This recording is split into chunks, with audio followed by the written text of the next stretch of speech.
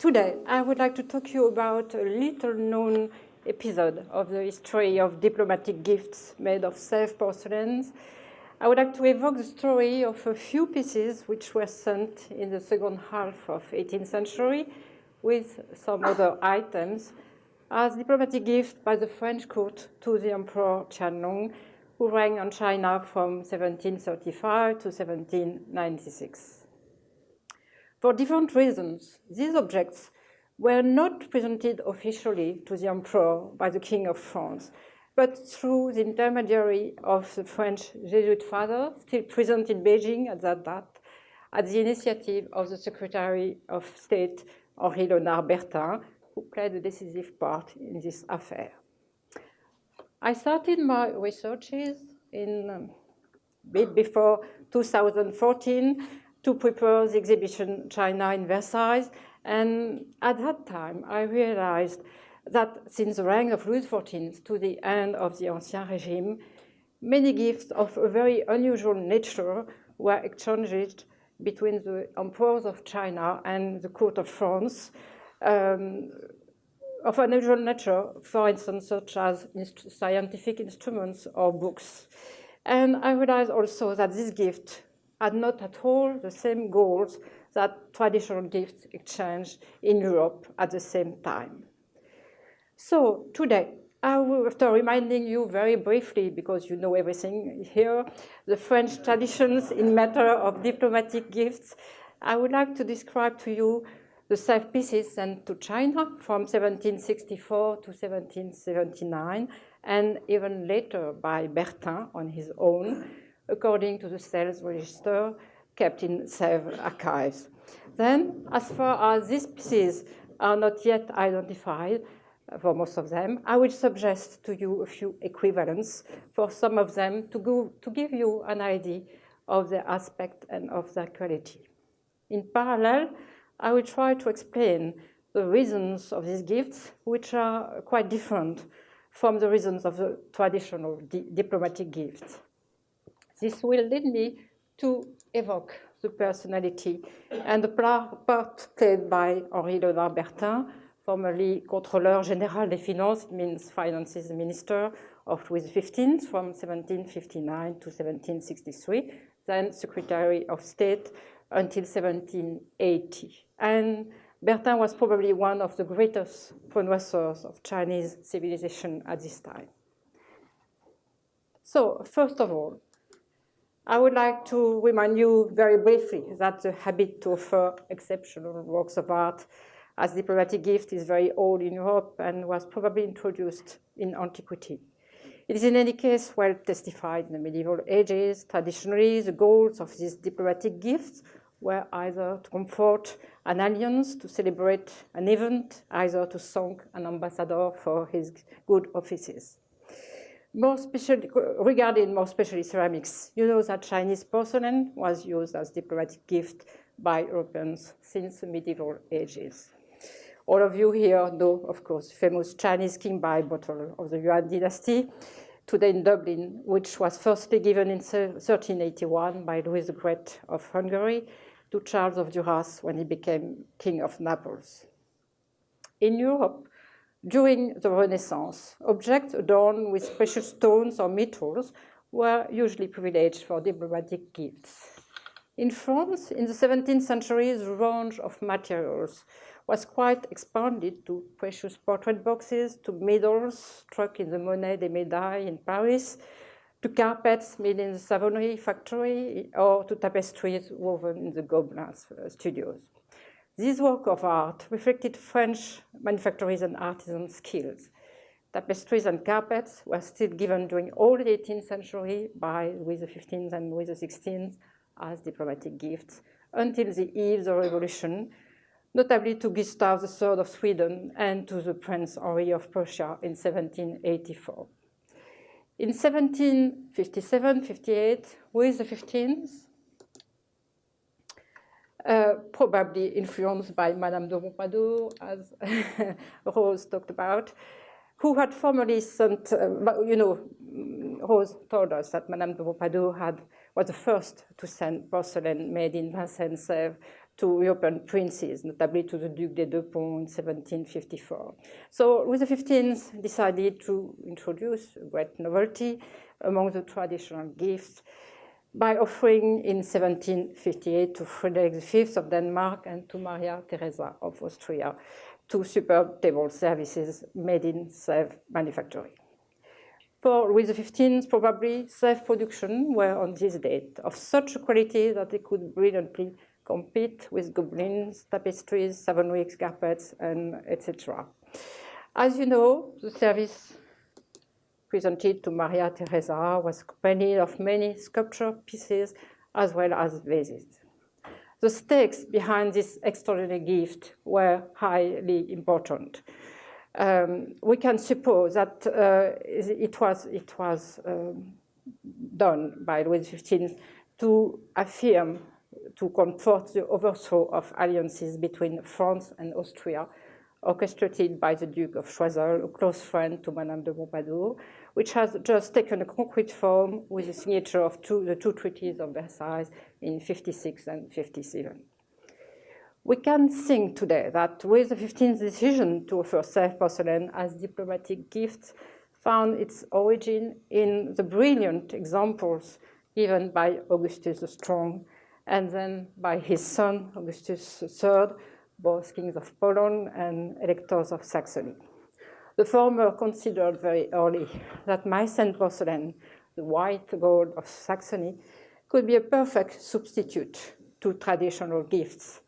For the pleasure, I show you 3 pieces that we have recently bought in Versailles since 2014 and until a few weeks ago, a part of a chocolate and tea service which was offered to Queen Maria Aleksandra by Augustus III in 1737.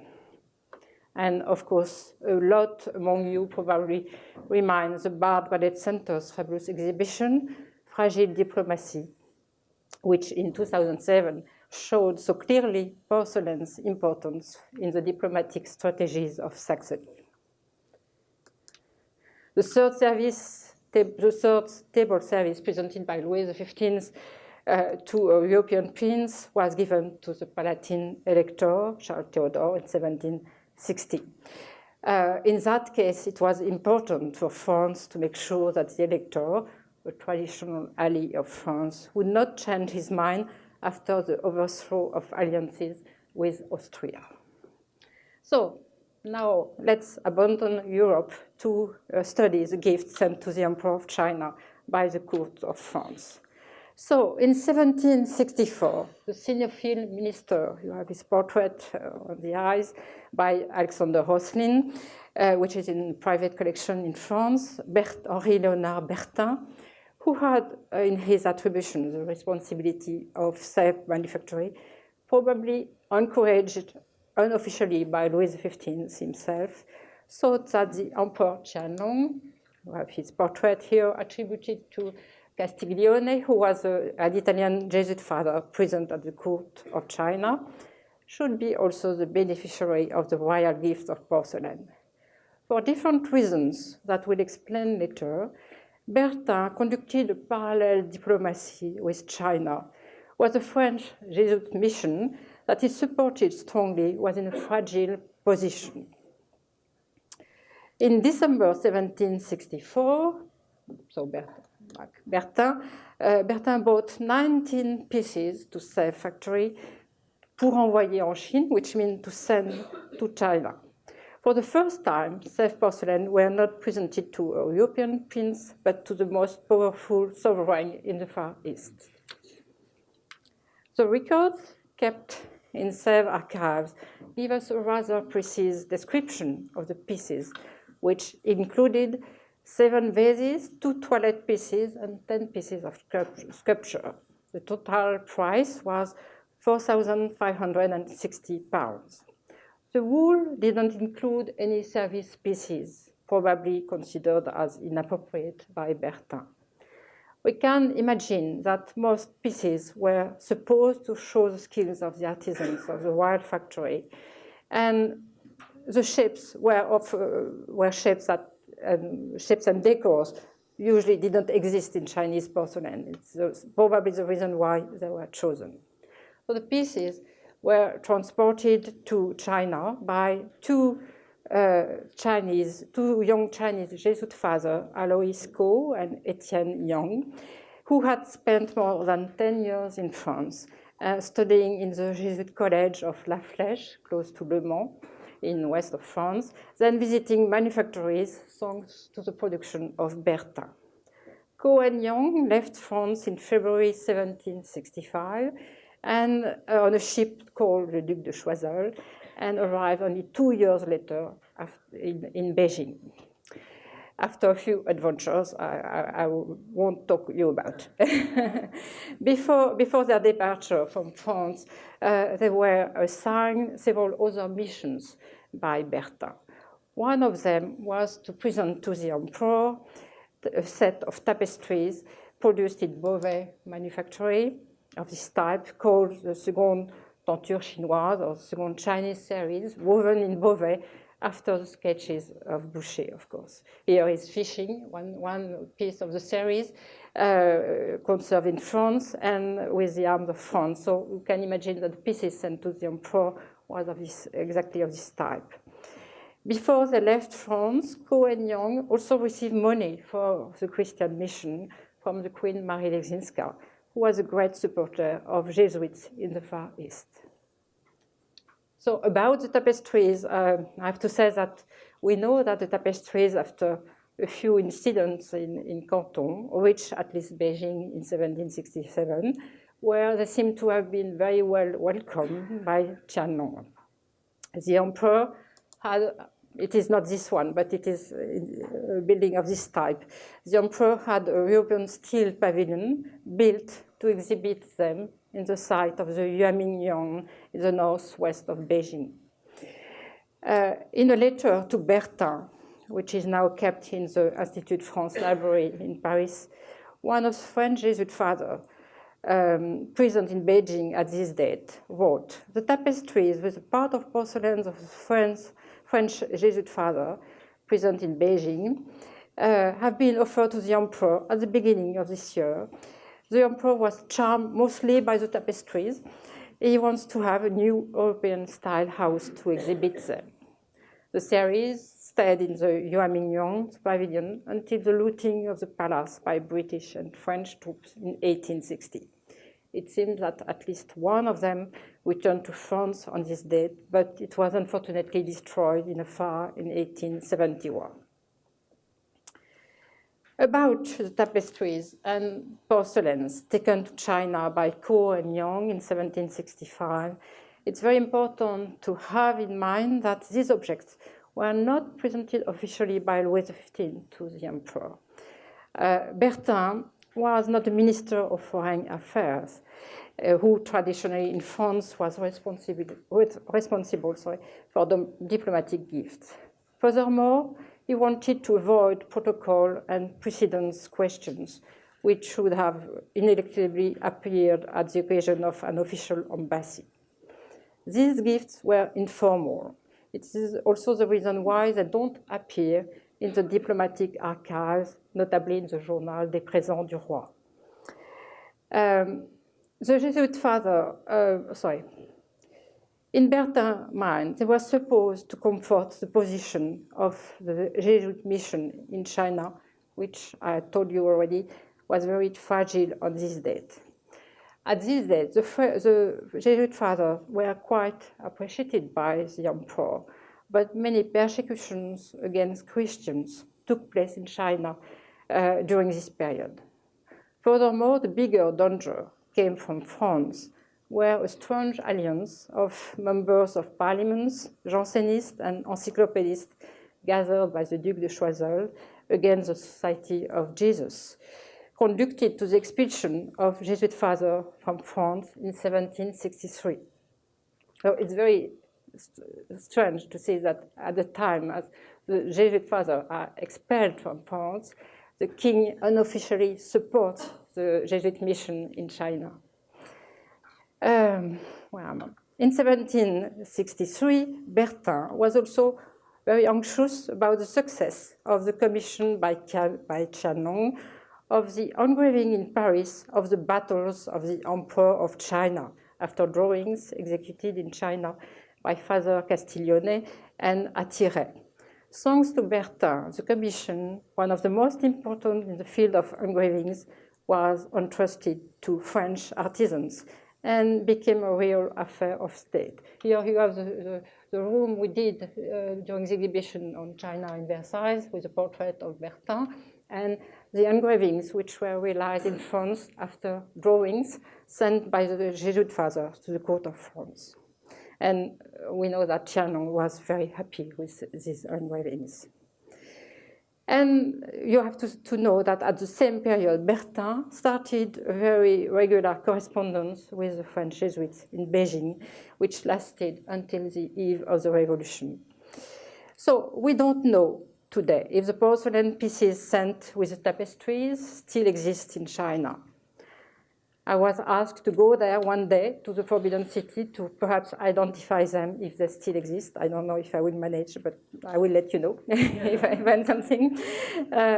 So I would like to show you for some of the pieces some equivalence to give you an idea of their aspect and of their quality. And we'll see that the gift sent by Bertin was of rather good quality. So I remind you that there were 19 pieces in the purchase of Bertin in December 1764. And these 19 pieces included first 7 vases. The first one formed a garniture of 3 vases, described this way, pink and green teniers, which means that they were decorated mainly with a pink ground and with figures painted after engravings after tenier. The 2 first of them were vases hollandais, which costed £360 each. And I propose to you these vases that you know, of course, which are kept now in the Museum of Fine Arts in Boston. And I imagine that the vases sent to Qianlong could have been very similar to these ones. So I'll remind you very briefly that the model of the vase hollandais was created by Duplessis 10 years later in 1754 in 3 sizes, but in 1758 it was modernized in the shape you have on the eyes. The vase hollandais were successfully sold until 1790. In the 60s, the biggest size costed £360, which is the price of the vases bought by Bertin to be sent to China. What is interesting in this affair is that Bertin himself had received 4 years earlier, in December 1760, from Louis XV. At this time, he was Contrôleur Général des Finances, and he received each year some presents from the king. He received 2 vases hollandais, teniers, rose et vert, and Geoffrey Munger, in his catalogue of the collection of the Forsyth Wicks collection in Boston, had supposed very early in the 90s that these 2 vases in Boston could have been the one given to Bertin. And what we can think is that Bertin was very pleased with these shapes, and it's the reason why he offered them to the Emperor of China. So the 2 vases hollandais, rose et vert teniers, sent to Qianlong, were accompanied by a middle vase, but unfortunately in the archives there's no mention of the shape. The decoration was the same, of course, but we don't know which shape it was. We only know that it costed £432. So I have imagined that this middle piece could have been rather similar to this one that Rose knows very well, which is in the Wallace collection, whose price was £432. Then the document mentions 2 potpourri à feuillage bleu céleste miniature. It means that these potpourri had a blue turquoise crown and were painted with figures. So this vase, you know, this form, this shape is very rare and expensive. The cost was of £600 each. Today, few examples still exist of this shape, created in 1761. I show you this one, who are the ones who belong to Madame de Pompadour and that Rose showed us before also. And I may imagine that the vases sent to the Emperor of China was very similar, but with not with a Chinese decoration, but with blue turquoise ground. But we don't know exactly what was the topic of the figures. So you know that these beautiful vases, which are now in the Walters Art Gallery in Baltimore, was formerly associated to the vases which are in the Louvre. The last two vases in the list were called vases à fond bleu nouveau. Oh no, sorry, I forget this one. No, I have to go back. The last two vases mentioned in the list were called vases à fond bleu nouveau, but without any description. What we know only is that the cost was of £480 each, which is a rather high price. So I suppose that these pieces were purely ornamental vases. What is interesting is to think that at this date, the Bleu Nouveau was very recent. It has been created recently. So it was a kind of novelty which was sent to the Emperor of China. So we've seen the vases. So I told you that there were also two toilet pieces. A pot à l'eau et sa jatte à fond vert. So I imagine this rapprochement, this equivalent, but these two pieces are in the Louvre collections. And of course, this kind of pieces didn't exist in Chinese porcelain. So let's have a look now to the sculpture pieces. So 10 pieces were mentioned in the record, and so 10 biscuit figures and groups. The first ones were the two groups of La Curiosité, also called La Lanterne Magique, and La Loterie, or the Lottery. Each one costed £96. So these two ones are kept in the Sèvres Museum. The first group had been created by Étienne Maurice Falconet just after he arrived in Sèvres in 1757, and it derived from a painting by François Boucher, dated 1736, La Foire de Village, engraved by Charles-Nicolas Cochin, the son. The second one was created 1 year later by Falconet. Louis XV himself had bought the first group in December 1757 through Duvaux, and the second one only, it's a bit strange, in 1763. So this is perhaps the most strange object which arrived to the court of China and which probably surprised a lot the emperor. The record mentions the cow's figure, which costed £96 and which was probably this model created in 1759 by Falconet. So the terracotta and the example here are both in Sèvres archives and museum collection. Then the list mentioned one biscuit de l'amour and its pendant at £96 each. So it is, of course, the figure of Cupid. We have the Rose, as mentioned already, created in 1758 by Falconet after his famous marble exhibited at the Salon of 1757, which belonged to Madame de Pompadour. The biscuit was so successful that Falconet created very quickly a pendant to it called Psyché, which is here. So the following three groups comprised animals after Oudry, which costed £60 each in the second side. So we know that the first groups after Oudry had been created in Vincennes in 1752, so very early. So I show you examples. These are enamel pieces, so there cannot be really equivalence. But I didn't find equivalence without enamels. So I show you these two pieces, which are in Detroit in the Institute of Art. And at least the document described two biscuit groups after Boucher for the price of £140 each, but without description of the model.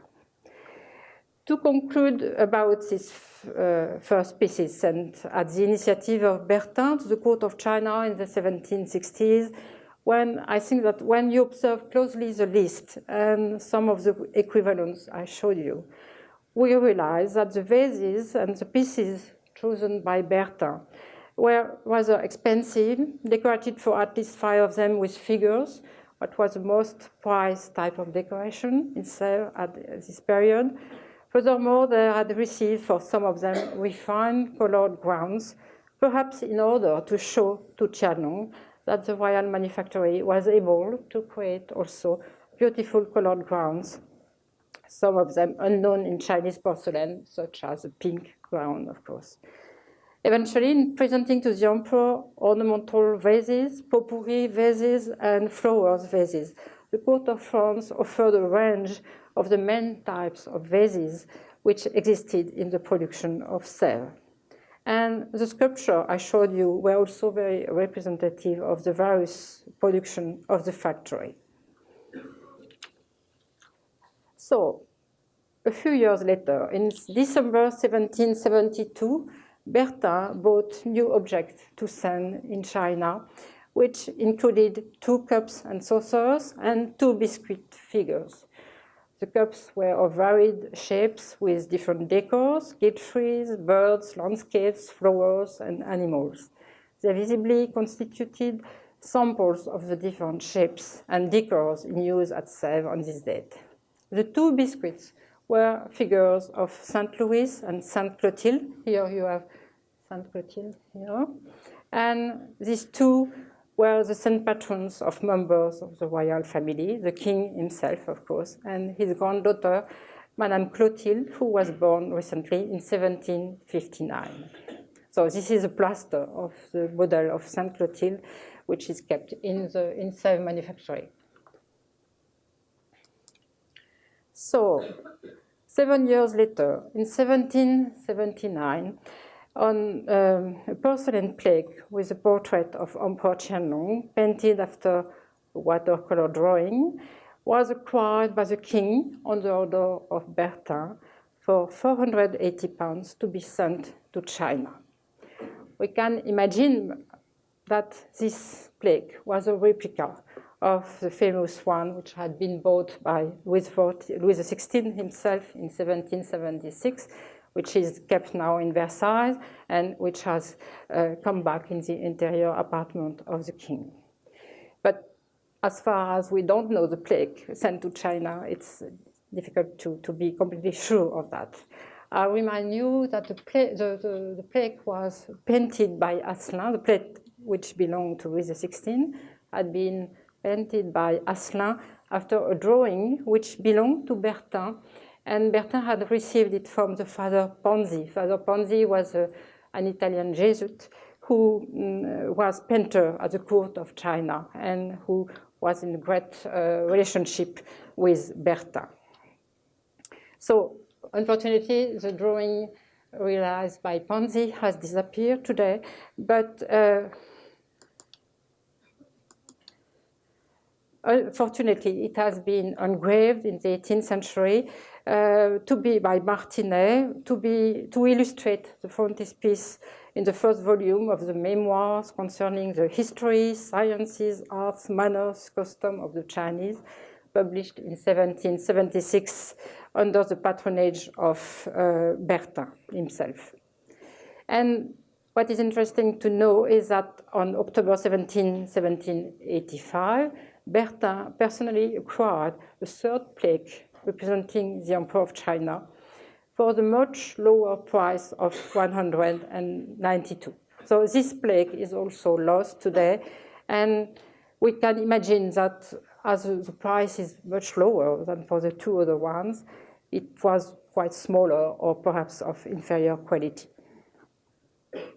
As you know, a biscuit figure was created also after Panzi's drawing, but it was never sent to China. It would have perhaps been a bit strange for the emperor. The first examples were sold in 1776 to the Duchesse de Mazarin and to Madame Adélaïde, who was Louis XVI aunt, for £72. So in September 1779, Bertin bought new objects to send to China, composed this time of 5 biscuit figures representing 5 holy persons, Sainte Claire, Saint Antoine, Sainte Thérèse, and again, Sainte Clotilde and Saint Louis.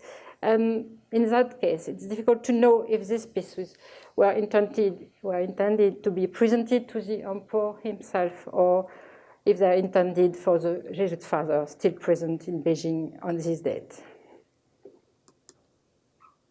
So now we are in 1786. It is a year when Bertin sent last pieces of porcelain to China. He sent them on his own initiative. At this date, he was no more minister of Louis XVI. And we know that on September 1786, he bought to Sèvres for China 8 cups and saucers, 4 sugar pots, and 4 teapots. So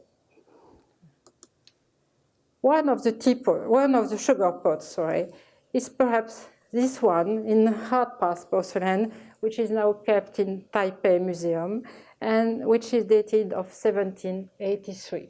So I thank very much my young colleague Vincent Bastien, who provided me this beautiful picture. So we can think that at this date, Bertin was no more minister, but was still very anxious to maintain good relationships between France and China. This is confirmed by a letter kept in the National Archive in Paris, sent to the new Contrôleur des Finances, Qianlong, in 1786. And in this letter, Bertin still encourages the minister to buy objects for China, and very expensive objects. So I think he was not very well listened by the Contrôleur des Finances, because at this date, the finances of the kingdom were not in a very good condition. But what is interesting is, in this letter, he writes that, and this is a rare testimony of the way the emperor welcomed the porcelains which were sent to China.